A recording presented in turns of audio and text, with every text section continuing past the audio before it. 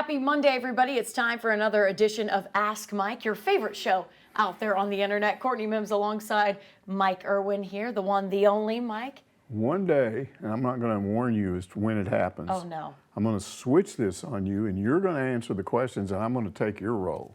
I'll come back and answer. Are we still going to call it Ask Mike now? Well, for that day, I'll say we're doing Ask Courtney today. Okay, I'm ready for it. Let's do it. Will you name the day? Oh, wait, you're not going to tell me. I won't tell you. You won't know.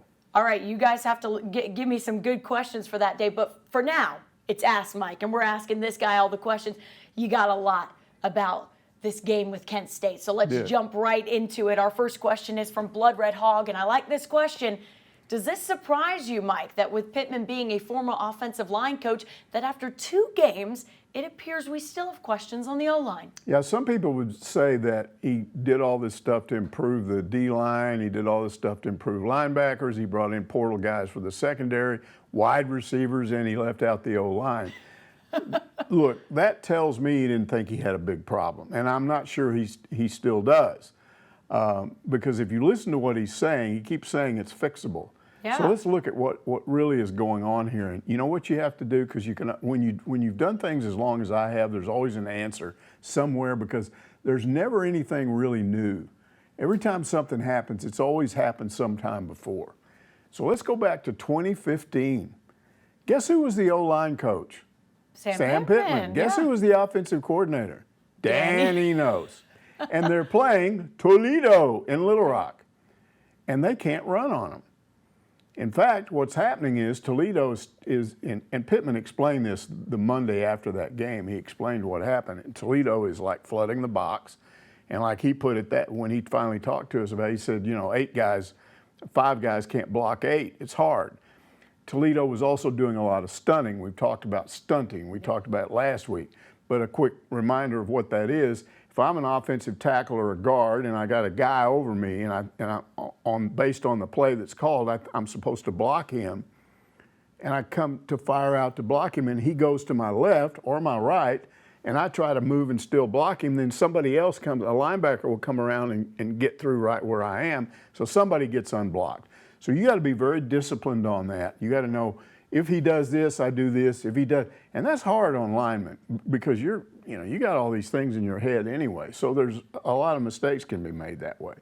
Now, the easiest thing to do is to throw the ball over the top of them when they're doing that. And that's what Arkansas did in that Toledo game. Arkansas ended up with 103 yards rushing in that game. And they had a good offensive line that year. They did, and they had Alex Collins.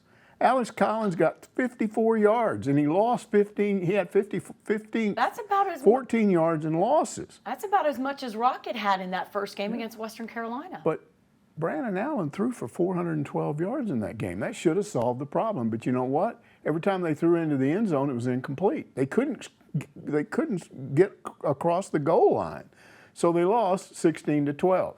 Now, okay, everybody went nutso. This is terrible. We don't have a running game. We've got this Sam Pittman guy, and he's supposed to be really good, and we've been told we have all these offensive linemen that are good, and look what they did. They didn't have 100 yards rushing in this game. But let's look at what happened down the road. Arkansas get into SEC play, 232 yards rushing against the Aggies. Wow. 298 yards against Tennessee at Tennessee. 299 yards rushing against LSU. Nice. So they figured it out. They did. See, and that's what he's saying. We'll figure it out. But right now, I think when you look at that game specifically, they started off with the game plan to run it more because they'd proven the week before they could throw it. Now let's prove we can run it. And they tried to do that and it didn't work. So they started throwing it. Well, guess what happened? They didn't throw it very well. KJ in the first half didn't throw the ball very well. He overthrew a couple of guys, but then there were some drop passes too. So what happened? At halftime, they go in and they get refocused and they come back out and they're throwing it better and they open up a lead where it's comfortable. Sam Pittman said on Monday in his press conference, at that point, he went to Enos and said, all right, let's go back to running the ball. We've got to work on this. And they started doing it, and it worked better. A.J. Green had a couple of nice runs. So they end up with how much? Was it 174, 174 yards rushing compared to a little over 100 the week before. Yeah. So you did that in one half, essentially, because you did virtually nothing on the ground in the first half. So the point is they kind of refocused. It's hard to explain this to people that haven't played the game, but most people I think are watching this probably have at some level. Yeah. When you're supposed to beat somebody, some of the toughest games are the ones where you're supposed to run over somebody because everybody expects you to do it. Mm-hmm. And here's what happens. You start thinking it yourself. You may not speak it.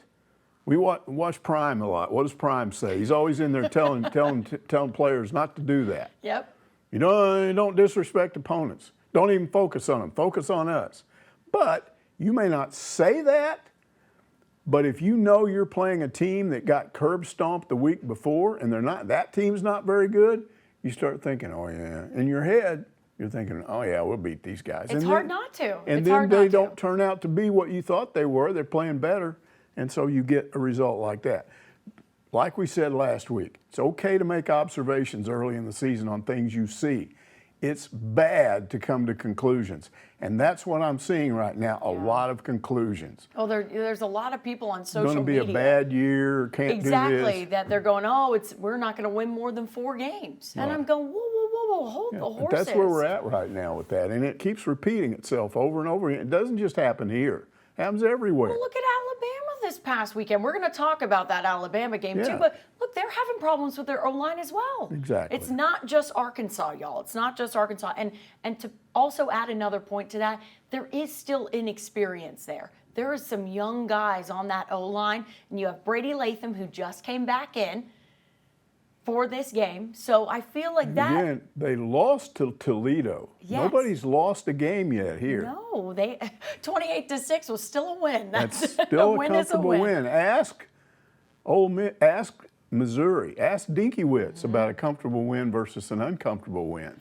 We'll talk about that later, too. We absolutely will. Marty Bird's Proxy wants to know the running game issues. Is it a problem with the execution by the linemen? Are backs missing some holes? Is it correctable? Better defense is looming, and soon. Yeah, again, one of the things Pittman said in his Monday presser was it wasn't just the offensive linemen. The backs were not doing what they should do, and they made corrections at halftime, and it got a lot better. So some of it is that. We talked a little bit last week about what he said about the technique issues, and that is they weren't blocking people square up. They were kind of at an angle. That happens when you've got a lot of movement in front of you. You have to be disciplined and stay right in front of people. Well, sometimes you don't. You get a little bit off here or there. Your eyes are wandering, and the next thing you know, you're trying to block a guy, but instead of blocking him straight up, you're off to one side, and that gives him an advantage. So I think it was some of that. And again, I think some of it was that they didn't respond with the passing game in the first half the way that game was over in the season opener against Western Carolina. It was over at halftime because of the passing game. Yeah. So that's it. That's what you think. And honestly, and you said it in the first answer as well, the running game did improve from that first one against Western Carolina. Got better, and it really got better after halftime. After halftime, exactly, when they were like, hey, we got to figure out this running the ball thing, and they did. Because they're not the only team that can go into a game and suddenly be going, what's going on here? We're not doing what we're supposed to. That happens all the time. Oh, absolutely, and it's still the second game of the year. You hope that you get the things worked out by the time SEC play starts, when it really starts to count on those things, and especially when they have that hard stretch of games on the road, you definitely want to be firing on all cylinders. B-Sweet 3747 asks, why bang your head against the wall trying to establish the run? I've always heard you pass when the defense expects the run and run when they expect the pass. Seems like Kent State was expecting the run and we just kept running it. Were our receivers having trouble getting open, or were we being bullheaded about establishing the run? I don't think there were any problems with the receivers. Maybe there was a drop pass in there that would have been big, but I don't think there was a huge issue with the receivers. And I wouldn't call it bullheaded.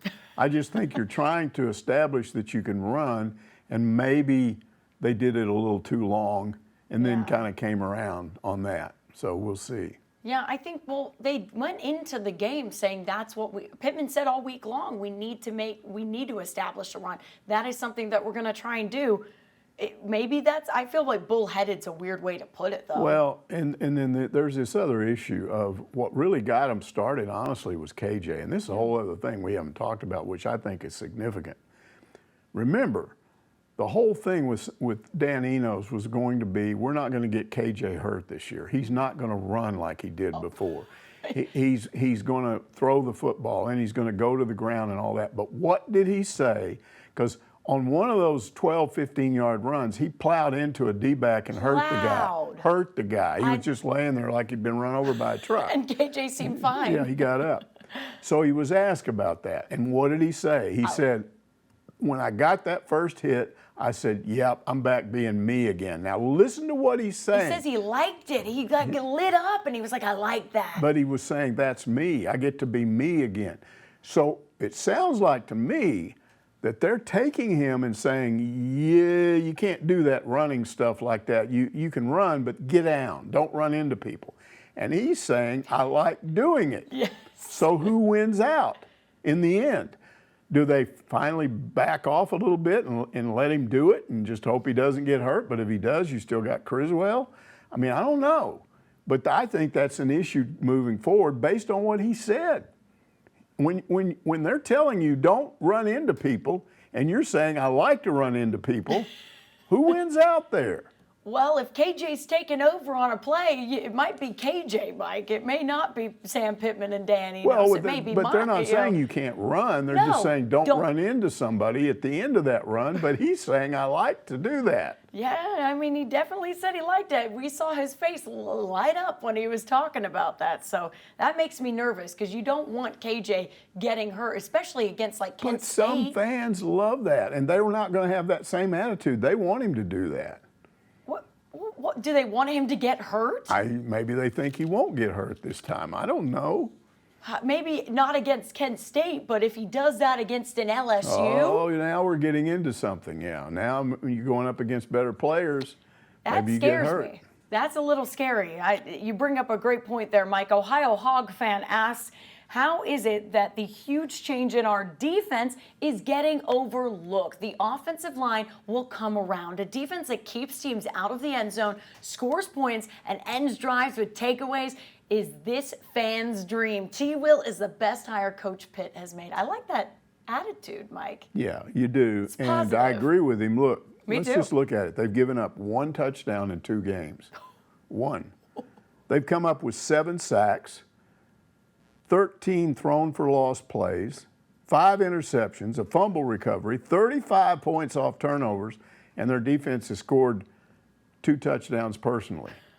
Now, if you keep doing stuff like that, you'll win games just on your defense. So, in other words, we sit here and we fret about the offense and what really happened in that Dallas Cowboys game last night? Do you think Dak Prescott and those offensive guys won that game? No. They didn't have to do squat. No, if you have a fantasy team with the Dallas Cowboys defense, you won this week, hands down. So. Yeah, they didn't have to do anything. They weren't under any pressure. The defense was just destroying those guys. It was awesome. It was kind of awesome. You block a field goal and run it back for a touchdown.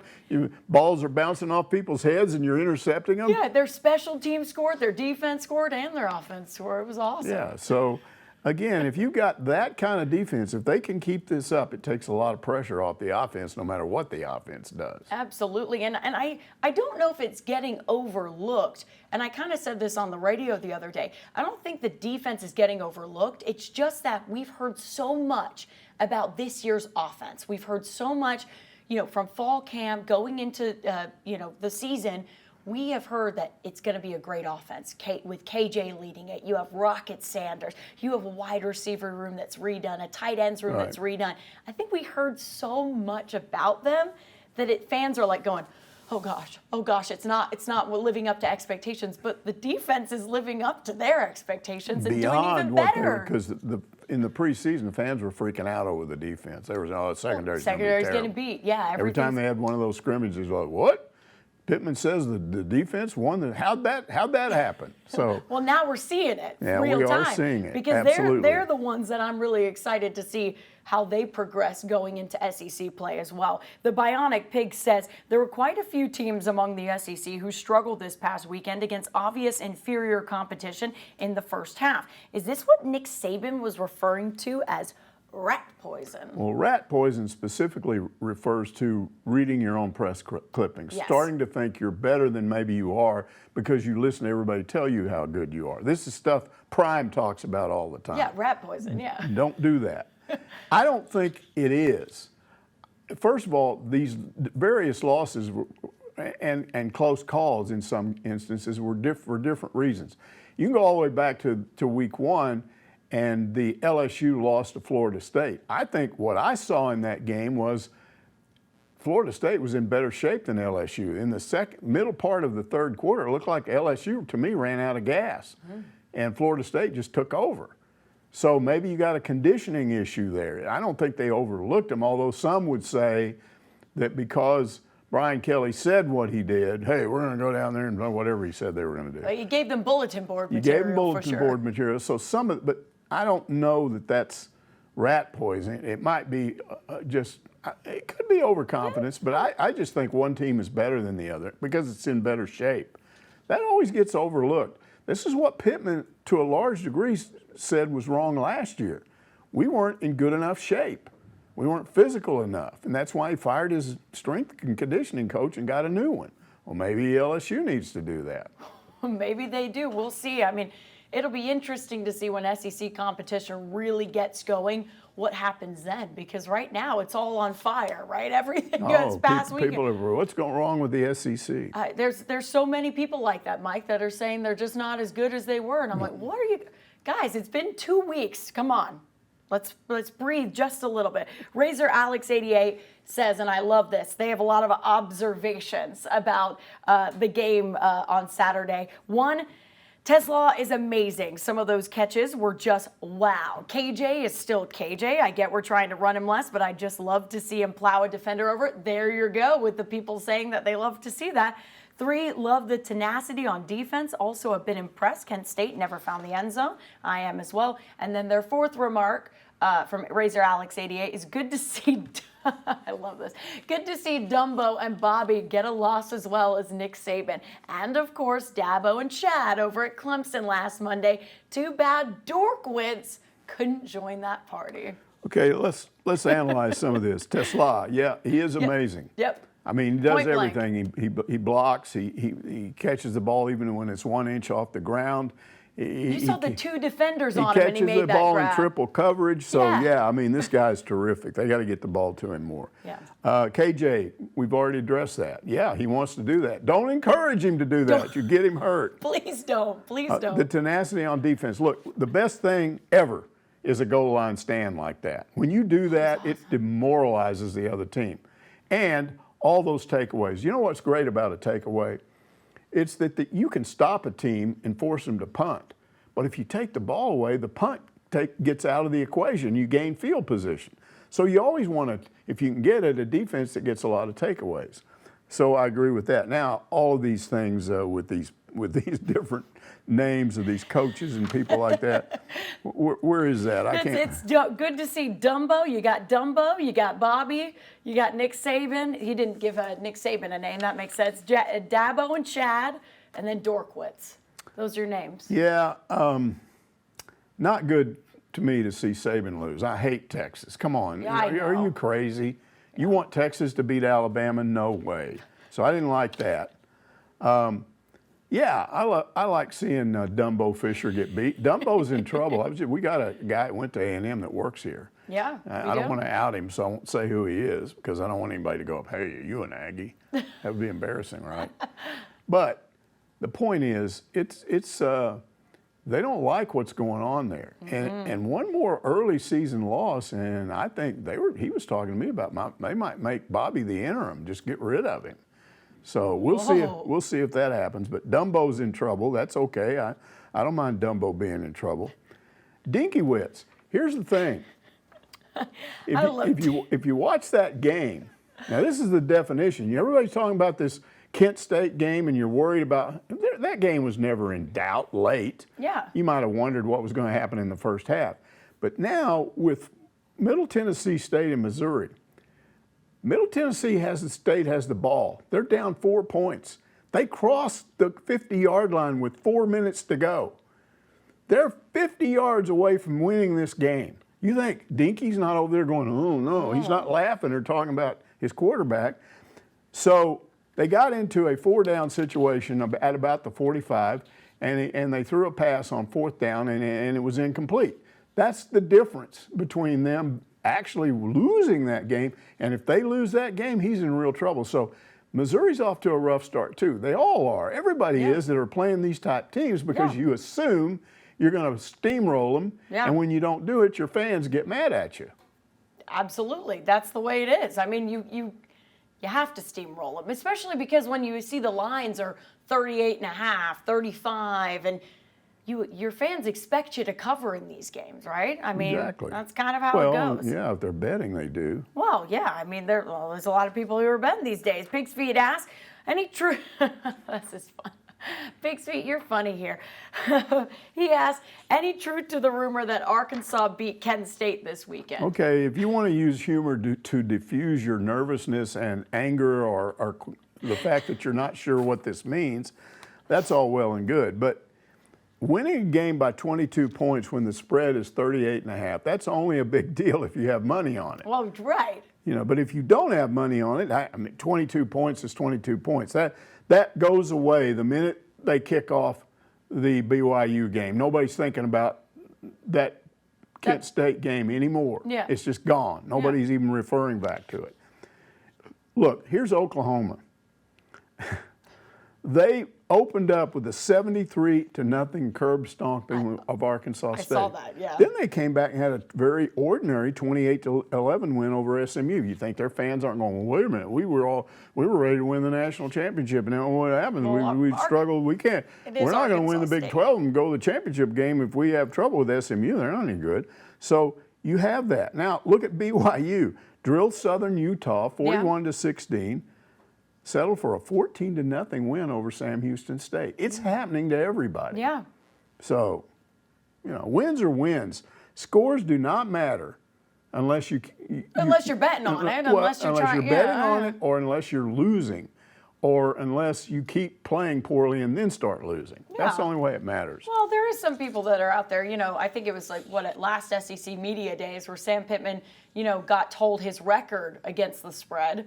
And, you know, it was really, I can't remember the exact record. So, you know, if you remember, I put it in the comments, but the reporter had asked about his record against the spread, and he went, go Hogs, you know, go Hogs, because Sam Pittman can cover the spread pretty well. So I think it does matter a little bit when you're talking about that. But when you're talking about a win is a win is a win. You like to see that 2-0, right, Mike? If you're a fan. Much better than sweating it out like Dinkiewicz did.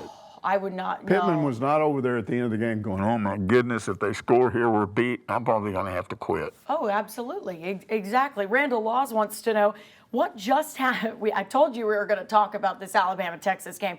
Randall Laws wants to know what just happened. Texas bullying mighty Alabama. There was a seismic shift in the SEC Saturday night. The Saban era is winding down. Yeah, maybe he's ahead of himself on that. I don't know. Alabama has been trending down since 2000. If you'll remember, that COVID year, they went undefeated, 13-0, won the conference championship game and the national championship game. Yeah. But a year after that, from 13-0, they went back to 13-2 because they won the SEC West, won the SEC championship game.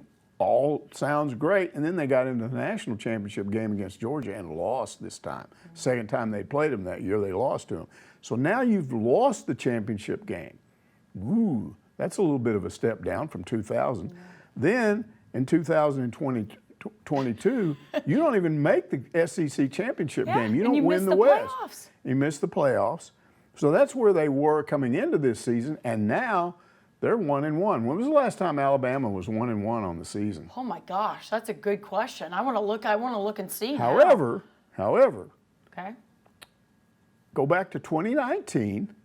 They missed the SEC championship game that year, And a lot of people were saying, oh, hey, we had to just go to a bowl game. Saban's old. Yeah, he's probably going downhill. And then they bounced back and went undefeated the next year and won a national championship. So you don't count him out just because of something like that. Yeah. Here's where I see the difference, because I watched that game, because I hate Texas, and it was bothering me that Alabama wasn't putting up more of the resistance. I remember. This didn't look like Alabama. Their quarterback's ordinary. When was the last time Alabama had an ordinary quarterback? It wasn't bad, he just wasn't really good. He wasn't making big plays. Their offensive line wasn't protecting him. He was running all over the place. God, their offensive line looks it was like bad. Want to talk about Arkansas's offensive line? Go look at Alabama's offensive line. And then what about their secondary? When was the last time Alabama had a secondary that bad? Yeah. They didn't look physical. They didn't look. And then Saban himself, I mean, last week he went to a press conference and apologized to a reporter for something he said at the previous press conference. When's that ever happened? I don't know. I mean, here's a guy that used to chew people out. Yeah, and chew reporters out too. That's what I mean. He'd go to a press conference, and if you ask a question that he thought was weenie-like, yeah, he would tell you it's a dumb question. It's a dumb question. Yeah. Bring your A game. Don't come in here. He's coaching them. He's coaching the media. You're bringing your not. You're doing cliches in here. You didn't do your homework. You didn't ask a good question, and now he's apologizing. And somebody pointed out, a friend of mine pointed out, did you watch him at the end of the game? He just kind of looked passive. He wasn't mad like he usually is. Oh. So I think there's a seismic shift for sure. And I wouldn't be surprised.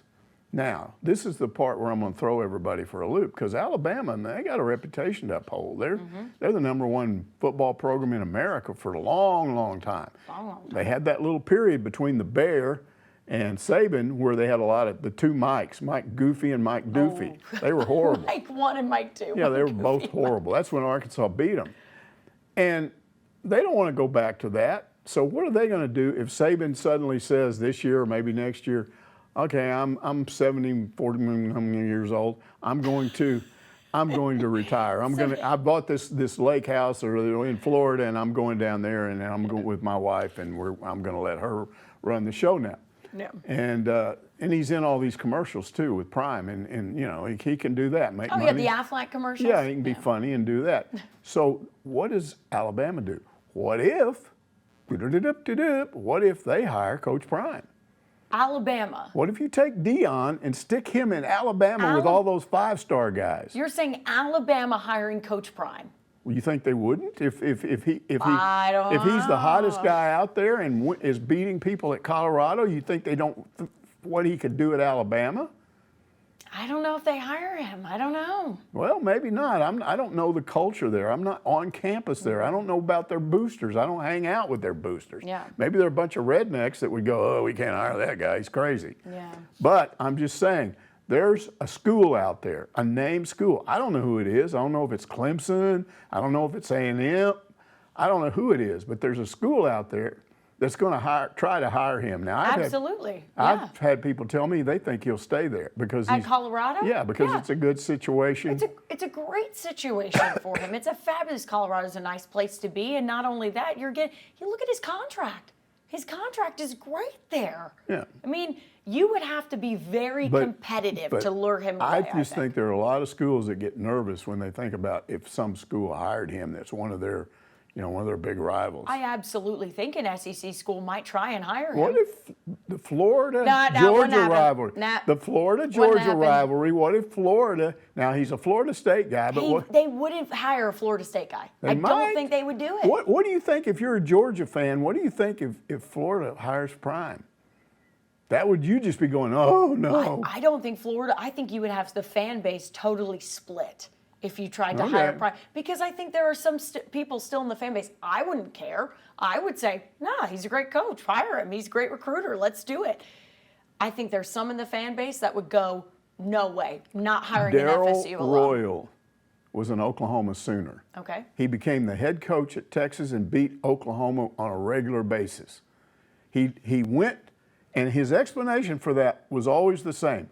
When I played college ball, I played for fun, and I had a lot of fun at Oklahoma, and I was very loyal. But when you get out and you go into the coaching profession, that's a business, and Texas made more sense to me from a business standpoint. And so I went where my business head told me to go. It could happen. That's even if Coach Prime would go and coach at Florida, but I know he's been saying comments about Florida State and I'm not a Knoll anymore, so maybe it could happen. Yeah. Right? Maybe it could happen. We'll see. We'll see what happens with that situation. Mousetown wants to know, this leads perfectly into our other question, right? Oh, no, I jumped ahead. Eddie Lynn says the SEC screwed up big time by inviting Texas in. Now those Austin T-zippers, that's funny, will be bragging that they own the SEC, and they already are, Eddie Lynn. Should have left them in the Big 12 where, if they win, nobody cares, Yeah, Mike. this is my buddy from Lubbock that is a Razorback fan, and he hates the Longhorns, hates them worse than I do. So I'm talking to him about this, and then he sends this question in. I like it. And I was like, come on, man, don't depress me with this, And he said, well, you guys were stupid. What do you want them around? Now, let me just say, they didn't ask me. I've talked about the fact that the one positive about Texas coming into the SEC is Arkansas gets its rival back. Mm-hmm. They sort of had a rivalry with LSU, but it's not the same. So here Arkansas has been in the SEC all these years, almost 3 decades, and they've just been wandering around without a rival. Who's our rival? Some people are going to be and in the some comments, of the wackos Mike. are over there saying it's Missouri. and they're like, no, we just don't have one. Now, if Texas comes in here, and I guess is Baz going to have to make a trophy now? Are we going to have the Baz Texas trophy? Oh, I love that. Baz. Yeah. So that would be fun. Baz should make a trophy for it. Well, I don't know what it would be. Would it be some stupid hat with a pig on it or something? I don't know. I like that. That's not stupid. That's funny. A little hat with a pig. I like it. Anyway. I like that. So I freely acknowledge that the one benefit is you get your rival back and you get somebody your fans will hate. And they don't really have anybody they just absolutely hate in the SEC. Yeah. But I wouldn't do it if they were made me the AD. I'd go, okay, leave them over there where they belong, where they don't matter. Who cares if they win the Big 12? Get them out of here. You would kick them back out, Mike. I was Mike. always told that Texas saw itself in the Pac-12. They wanted to go out there because they saw themselves as a superior academic institution. Pac-12? Yes, because they identified with Cal Berkeley and all those schools out in California. We're, Texas? Yes. I'm talking about their administration. If you don't know that, you've never been around there. Those are highbrow people there. Really? They don't really. Texas never saw the school itself has never thought of itself as being in Texas. They've kind of created this Austin barrier. Oh around. yeah, Austin in general. Yeah, it's kind of like different from the rest of Texas. Yeah. It's not conservative. It's liberal and all that. So let's reach out and join the Pac-12 and be in there with all those schools like Stanford and all those. Yeah, I mean, it's academic. And that's what I always thought they would eventually do if they left the Big 12, but instead they came here. And I'm like, go away. I'm with Eddie Lynn. Go, get out of here. So you would kick them back out? Yeah, I would. If they made me Greg Sankey tomorrow, I'd go, hey, you're out of here. What if they made you, I mean, they're going to make more money for I the don't SEC. care. You don't care about it? Just live without it. We don't need their dirty money. We don't need their dirty money. Mike, you're hilarious today. Mousetown wants to know, and this was the question I was jumping ahead on because we were talking about this guy. What do you think about Coach Prime? He seems to be ticking a lot of fans off, Mike. Well, a lot of fans like him, a lot of fans don't. The fans that don't like him don't like his in-your-face, I'm an athlete. He's got confidence, and he doesn't mind telling you how good he is. Oh, he's very confident. Okay, that's very common among really good athletes. Now, they don't all do it, but a lot of athletes are like, hey, I'm this, I know I'm good. Here's the problem. Most athletes that were as good as he was, because this guy was a two-sport, he was in the Major League Baseball and the NFL. Great athlete. And most guys that are that good don't go into coaching. Is Tom Brady going to go into coaching? No, these guys, what do? They become analysts. Why do they do that? Because they've gotten their playing fix. They've gotten football through their playing fix.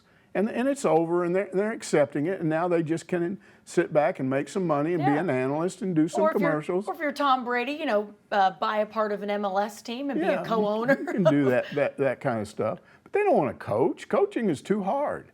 So this is a rare guy. And what has he said about coaching in the NFL? Because there's a lot of people that assume that he said, I'm not doing that. I don't want to do that. I don't want to coach those guys. I know what they're like. I want these college guys. Because I also want to turn them into men and make them better people. and when they leave me, go out and become fathers and raise their families and be around their kids. Now, this is what I'm saying. You take away that bluster and that stuff that he's got from his time as a player and peel that back. You know what you have? You have Nick Saban. When Prime talks about what's important to him, he's saying the same thing Saban does. I'm going to take these really good players and I'm going to make them understand that you give up that personal identity. You become part of a team and you work. I don't care if you're a 5-star, you work just as hard as this 3-star over here. And by the way, I'm not letting you go out and get drunk and run into a tree or run somebody off the road. We don't want our players doing that. Yeah. We want you to be productive citizens. We want you to be good citizens on campus. We want you to make your grades. And I want to see you in 15 years married to the same woman you were married to when you got out of school and having kids and being a good daddy to those. That's the kind of stuff he's talking about. He is, yeah. And that's what Saban talks about. So that's what I look at, and I don't have an issue with the guy because I can look past all the bluster and all that. That's just part of what he is.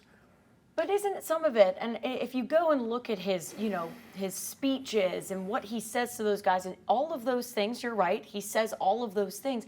But it's even like people criticized him every step of the way for having a podcast and being open about the way he coaches and being open about him as a person. I think that's kind of almost nice for players to see, is what they're like. Well, he's different. Yeah, he's different, and he also relates to them a lot. He has not allowed himself to be put into that mold that the fan base and therefore athletic directors at schools, that they want to put their coach in a certain mold and make you be that way. Yeah.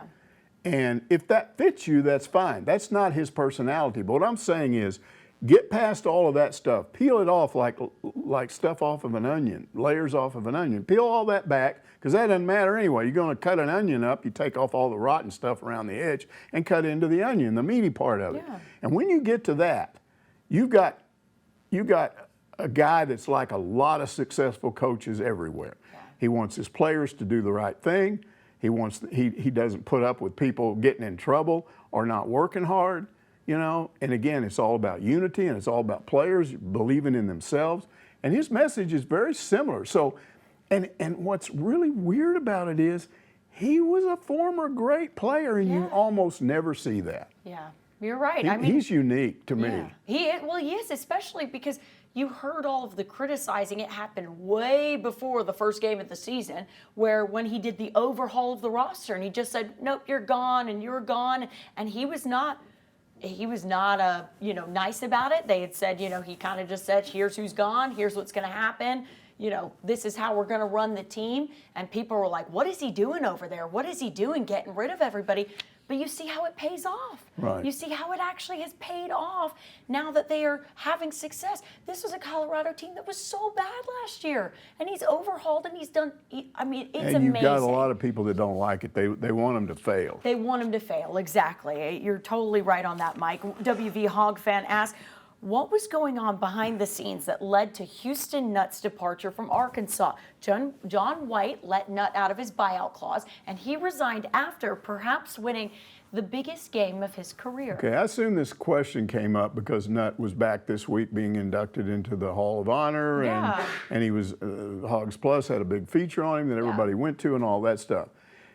Generally, the more time that goes by between when that happened, and that's 17 years ago, and today, it becomes less and less relevant. It's got nothing to do with today. It was a bad time in the history of the program. It was a perfect example of what happens when an athletic director doesn't step in when boosters say, no, you need to do this, and kind of back a head coach into a corner, and then he gives in, and then all of infighting starts. One guy here and one guy there. Basically, I don't think Nutt's ever explained it. I don't know if he ever will.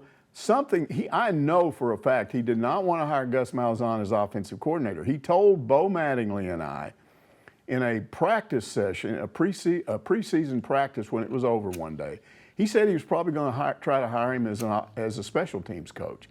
He said, he's never coached at this level. We got to bring him in, break him in slowly. Well, that wasn't what these boosters had in mind. Yeah.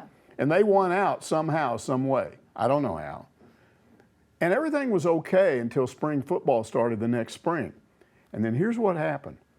I don't know where it came from, but rumors started popping up from the Houston Nutt, from the Gus Malzahn supporters and a lot of Springdale people that Malzahn wasn't being allowed to do his job, that Nutt was still running the show and he was just minimizing Gus. And it even got to the point where there was an email circulated among I think it was the Sebastian County Razorback Club, where an email was circulated where they were trying to get people, encouraging people to call Frank Broyles and say, hey, let Gus Malzahn do his job. Tell Houston to back off. Well, that backfired because Frank got furious. And I know that because Gus, who is famous for never doing any work himself, he gets other people to do it. He didn't call me personally. He went through a third party and had that person call me and say, hey, Gus needs to know who's telling you all these rumors. I'm like, well, it's different people, you know? I mean, what are you talking about? I'm not going to just out a bunch of people. And he said, well, he's got to tell these people to stop because they're going to get him in trouble with Frank. And I'm like, well, look, you're talking to the wrong person. I mean, people can say whatever they want.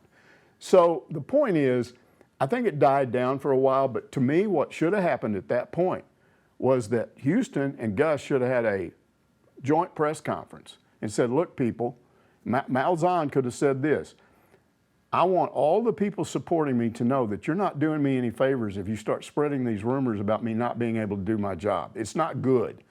I'm fine. I'm not being undermined. Leave me alone. And then Houston Nutt could say a version of the same thing. My supporters need to back off, stop criticizing my offensive coordinator. We're in here trying to win. Leave us alone. I think that might have diffused the thing. But instead, we get into the season. Frank forces Houston to start Mitch Mustang after the first game. They win 7 straight games while he's the quarterback, but at some point after I think the South Carolina game, Houston makes the decision to bench him. Now, I was there the next Monday. We interviewed Mitch Mustang about being benched. He said, if that's what he thinks he should do, he's the head coach. It's best for the team. I'm okay with it. So he didn't raise Cain about it. But all the boosters started up again and all the fans started up and it just blew up. And eventually what happened was Frank got so tired of that at the end of the year, Houston went and said, we got to do something about it. He said, hey, remove him as offensive coordinator. If you take him out of that position, they can't complain about it anymore. So he did, and then Malzahn quit, which told me when he quit that all along he was more interested in being the coordinator than being at Arkansas because he went to Tulsa. And we know now that he had a chance to come back here when Bielema was fired, and he didn't do it. You know, that's the end of that story. But the bottom line on this is athletics directors have to be aware of what's happening. And Frank was old at that point. He wasn't up to his typical game. I think if that had happened years earlier, he would have stepped in and told the boosters to back off. Yeah. Guy's your head coach. I don't care if he's had 2 losing seasons. If you're going to bring him back as your coach, you got to let him do what he wants to do. Yeah. So that's really the story. It's just you should never allow boosters to force decisions like that. They shouldn't have anything to do with that. Yeah, well, it's funny that happened then because it still happens in today's age and at certain different programs. It does all the time. You know? And fans do this sort of thing. They did this to Nick Smith Jr., virtually the same thing they did to Mitch Mustang. Mustang didn't leave here because of Nutt. I asked him when he left. Yeah. He said, I'm not leaving because of Houston Nutt. I'm leaving because I'm tired of my life being put on message boards and people making stuff up about my family and me that's not true. Nick Smith Jr. goes to get a rehab, go through a rehab program in California, and you got people saying, no, his daddy just sent him down there so he couldn't play because they don't want him hurt for the NFL or NBA. The NBA, yeah. So they're still doing it. I don't know that you can ever stop it, but you can prevent those people from actually impacting decisions. Yeah. You know, they might have complained about it, but they didn't go down there and tell Musselman, okay, you got to order him to come back, because he would have never done that. Can you imagine if they walked down there and went into Musselman's office? If you imagine a powerful enough booster to say, look, Muss, I've supported you and blah, blah, blah, but I don't like this, and you better tell him to get back here. Well, you tell the guy to buzz off. Yeah, absolutely. And Juracek would probably do it. I would think Juracek would do the same thing. I was going to say that. I mean, I think Pittman would even say that. I think there's a lot of Dave Van Horn. I would say all of our major coaches here would not take that. I don't think so. But they shouldn't have to. Honestly, your AD should step in. Your AD absolutely should. Hot Dogger wants to know, and it's our final question of the show today. Who decides what non-conference teams we play against? I know the SEC manages the conference game schedule, but does Pittman get a say-so on the non-conference opponents? Does he get a list of the available opponents to choose from? Okay, there's a senior, I don't know what the actual title is. It's a senior AD for planning, maybe. Yeah, it's somebody that does long-range planning. And they put that person in charge of exploring the possibility of future games, because you don't run out and schedule a game a game for next year or this year. No. It's long term. Yeah. And so you're doing a lot of negotiating, and there are all kinds of issues involved. You got to find the right date that both teams agree to. If it's going to be a straight you come and play us, not a home and home, then you have to agree how much you're going to pay them. And sometimes they won't accept what you have offered, and you may move on.